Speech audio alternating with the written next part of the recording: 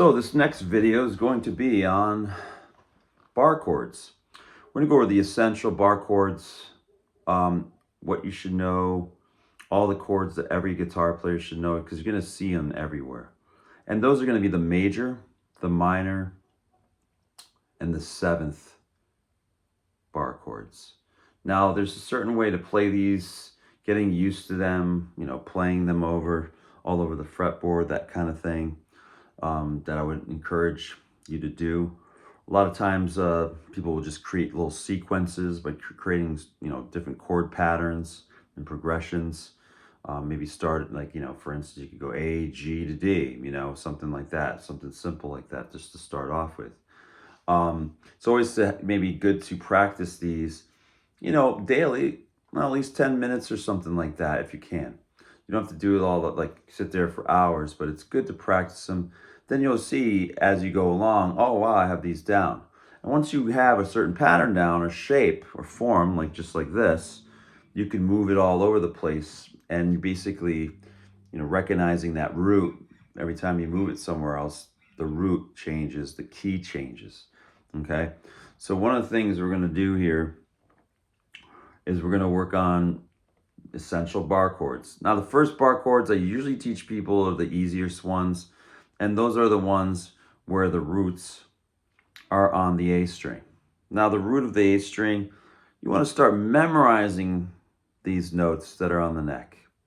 One thing I suggest for people to do is just go with all the naturals first, and then do the sharps and flats later on. It just makes it easy. So if I were to go through, we know the low E string. You want for bar chords to really, for the ones I'm going to go over today, you want to memorize the low E string notes and the low A string notes. So going through this, I'm going to start with the notes, memorizing across the neck, just to show you what you should do and start memorizing. And then what you could do is we're going to go over the forms and patterns, the different forms and patterns. And I'm going to show you a sheet that you can work on, use this as a daily practice. This is going to be a reoccurring type thing, sort of thing that's ongoing learning, along with the songs and everything else. So what we have here is we have the E, which is open. And we know the first shape, it's not a bar, but we know that the first shape is an E shape, because that's a major chord, an E major chord. And you're going to be putting the bar down in order to create that same thing when all the notes were open here with the E. So as we go through this, we have our first shape, which is our major shape, which is this. Okay, but I'm going to go first with the easiest shape. The easiest shape, like I mentioned just a few minutes ago, was going with the ones that people find the easiest. So the first one's going to be, basically the root is going to be on the A string here. And we want to start memorizing all the notes on that string as well. So we're going to go through those notes first. And what we have here is we have A. And we're going to go all the naturals. So A is open. And then we have B on the second fret. Then C, no sharps or flats between B and C. Then we have D, E, F, no sharps or flats between E and F, G, and then A. Now the first one, you've probably seen it, you probably played it before, but we want these to be movable really quick. So it's okay to slide across the strings when you apply to play bar chords. So with this first shape, I'm putting my first finger on, I'm going to be just doing this in a D, because this is the root of D. I'm going to just start here. That's a D. So when I put the finger down there, I'm going to place it here, and I'm just going to press that down, that D note on the 5th fret of the 5th string, and then I'm going to apply this finger here, flattening it across the last 3 strings, which would be the D, G, and B string. So you want to flatten it. Your finger has to kind of have this flattened slope here in order to do it. You can't have it up like this or you won't get it all. It's got to be flat and slope. So you see how my finger is in this picture. And when I do this, I should be getting this sound. You know, you have these songs like Cocaine.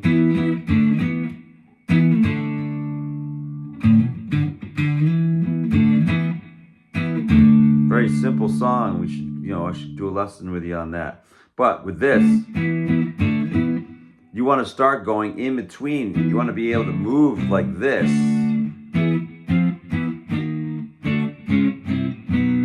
And then recognizing the keys, you know. So if I go to B, from B, C, D, the roots on the A string, and then E, F, G, and then A. It starts all over again. It goes back down here. It's only kind of only chords. You kind of can use the whole barring thing all the way up like this.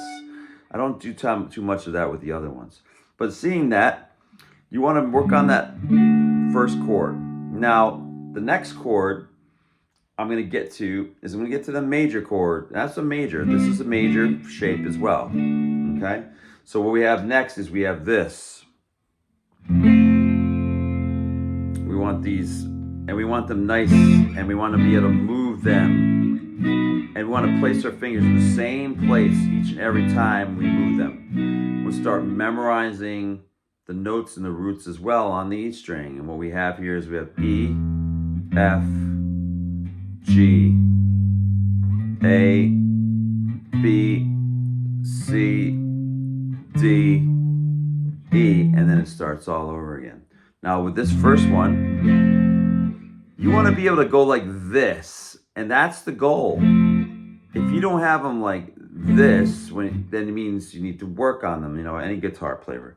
So when you do this, you have this E, and that's the major shape, and what you have is your first fingers across. You want to be on more of the hard side of your finger, or on this side, and you want to be close to the fret, the metal fret.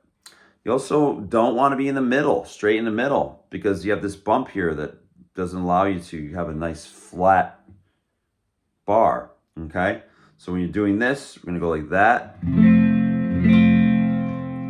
And a lot of people, when they first do, they have trouble with the bar like this, and they go like this with each finger at a time, and then they place it, and then sometimes they get the plunkiness. It's because your finger's not flat enough here, and you're not getting that hard part of your hand, your finger here.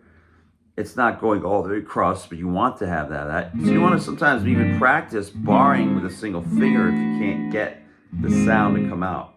You want to also check your action, make sure your action is good. If it's too high, that leads to harder practice.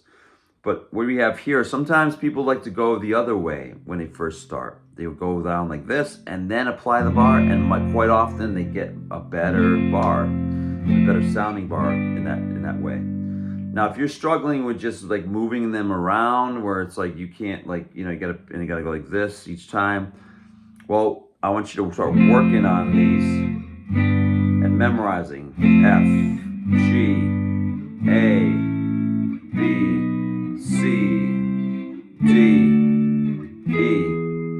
And what you're gonna do is when you release this one finger, the middle finger, you get an A minor chord with that root that's on the E. So it's F minor, G minor, A minor, B minor, C minor, D minor, E minor. The thing about this, when I get up here, I don't really bar that like that. It kind of starts to hurt, it gets crammed. But what I recommend is starting to move these around with maybe your major chords going.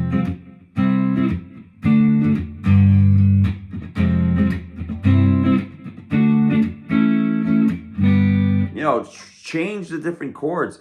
Do sequences where you play a minor here like this, and then you maybe play this chord.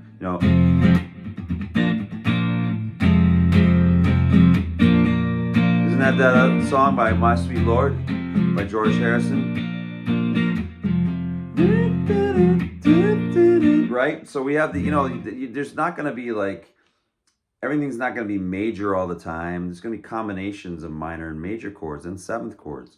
So it's good to practice going in between chords. Pick a minor, then major. Right now I just showed you 3 chords. This chord, which is this major, a minor, and then the major here where the root is on the A. So start memorizing notes and then trying to go create some sequences, of your own patterns.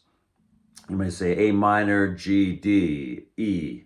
A minor, G, D. Oh, keep practicing. A minor, G, D, E with all the bars. Well, how many bars can you create? With how many sequences? And work on going in between.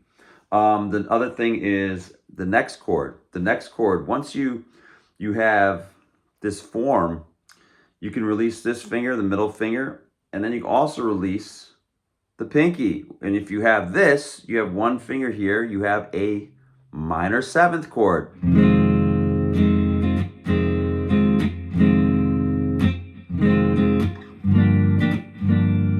Nice, I love this chord. It's like very jazzy,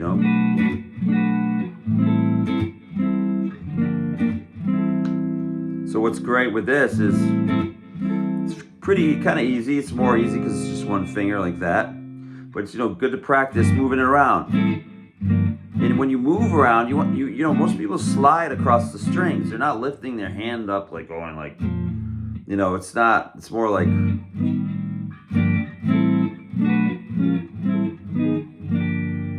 So next chord we have after this is going to be your 7th chord. So the 7th chord is basically your second finger is going to be on this one. This is an F7 chord. You have your second finger is going to be on the 2nd fret of the 3rd string, and then my 3rd finger is going to be on the 3rd fret of the 5th string, and the root is also on the E there. So F7, G7, A7. B7, C7, D7, E7. Now, once you go through those, you want to get through your other ones down where the root is on the A. So we had what? The major chord, and now we're going to make this a minor chord by going like this. So it's essentially the same shape that's up here like this, but you want to practice these all the way across as well. Now if I release this pinky, I get a what? A minor 7th. So that would be B flat minor 7th. This would be B minor when I put my pinky down in that spot again. B flat minor 7th. And then finally after that I have another, I have that major chord. So what I'm going to have you do, practice this one, practice that one, and practice, you can practice this one as well, which is the 7th chord, B7 chord, which is going to be like this shape. And you want to do combinations. See how the combinations I just did? We're just moving some fingers, memorizing the roots, getting into that. So what I'm going to do is I'm going to send you an email with charts. You're going to have this as a continuous practice. Try to get some down, each week. Try going over the fretboard, and you get really more and more familiar with the fretboard.